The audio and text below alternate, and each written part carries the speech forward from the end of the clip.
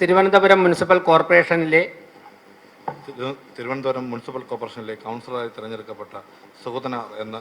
ഞാൻ നിയമാനുസരണം നടപ്പിലാക്കിയ ഇന്ത്യൻ ഭരണഘടനയോട് യഥാർത്ഥമായ വിശ്വാസവും കൂറും പുലർത്തുമെന്നും പഴശങ്കയോ മമതയോ വാത്സല്യമോ വിദ്വേഷമോ കൂടാതെ ഞാൻ എൻ്റെ ഔദ്യോഗിക കർത്തവ്യങ്ങൾ യഥാവിധിയും വിശ്വസ്തയോടും എൻ്റെ പരമാവധി